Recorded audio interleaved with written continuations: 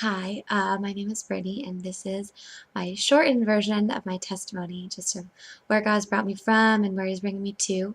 So there is a longer version on my YouTube channel if you're interested in that. It's almost 30 minutes though, so if you have time and you'd like to watch that, I would recommend just going there and checking that out. But I was born and raised into a typical Christian family, was taught who God is and what Jesus did for me and who Jesus is and just about reading my Bible and praying and just the typical um, Christian family. And I started going to a Christian school and was continuing to be spiritually fed, all of that. It was great, gave me a really good foundation. But I didn't know really what it meant in my life to be a Christian and what that meant and what that looked like. Um, so when I was 11, I really questioned just what happens to us after we die, heaven and hell and eternity and I really believe in that, but that scared me that we're gonna be somewhere for forever.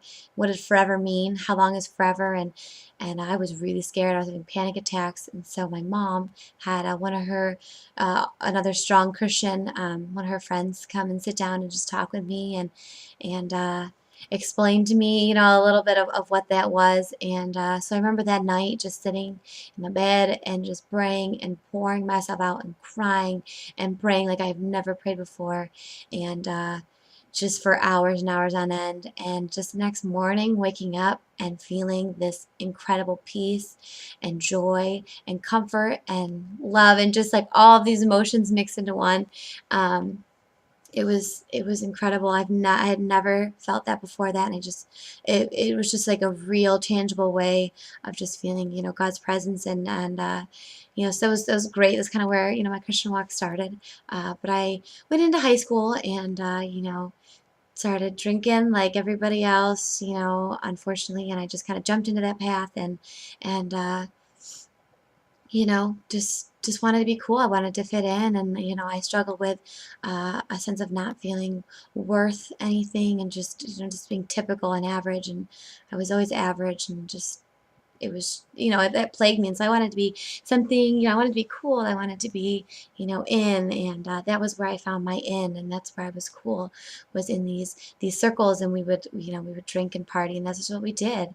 But people wanted me there, and people thought I was cool, and so I felt my worth was based on that, and that defined who I was. And unfortunately, that kind of led to worse things down the road, and I started my freshman year of college, and it was pretty much the entire year was just drinking and playing soccer, and that was all that I did. And I just had my priorities so out of order, and just really wasn't following God.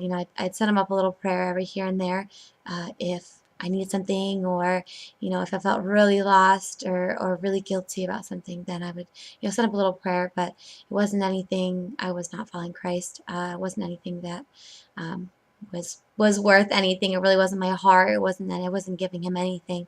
So I,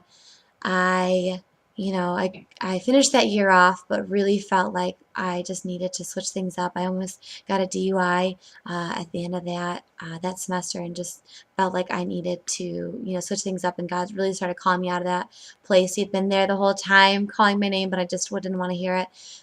So that fall, I moved home and, really was like determined that I wasn't going to get back in that lifestyle. And then just a couple of people just really close to me died that semester, and I got in some really bad car accidents, and really just dove right back into that partying because I felt like, I wanted to live it up, and I wasn't doing anything that I wanted to do in my life right there. So just wanted to live it up and have fun and so I jumped back into that lifestyle, unfortunately, and luckily, I really didn't get into drugs or anything. After about a year of just really hardcore partying, and at the end of that year, right before that summer, actually, I in 1 week had got my drink spiked twice. One was mostly my fault, but just really got just called me out of that place, and I just realized it's not where I wanted to be. And that summer. Just as one last little rebelling, I took a couple of hits, once or twice over the summer, just on off of somebody's joint or something, and just felt like after experiencing the partying lifestyle, that just wasn't it just wasn't fulfilling. I felt just so empty, and my worth wasn't anything in those, either. It was just not where I wanted to be and didn't want to be. I didn't want that to define me. So I really started going back to church, and my life hasn't been perfect since then, certainly not. And, the Lord is still working a lot out in me. And even uh, as I've been, really following after the Lord, there's been times where I've really questioned what He's doing, and questioned where I am, and really felt alone. But the Lord has amazing plans for my life, and the Lord has amazing plans for your life. So I just really encourage you to seek Him out.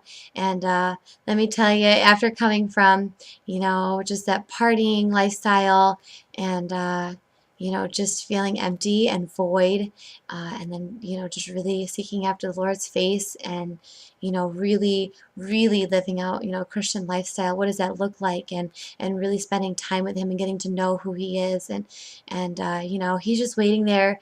He's knocking at the door of your heart. He's just waiting for you to say, you can come in, and take my life, and trust me, it is so much better than any other lifestyle you could think and imagine.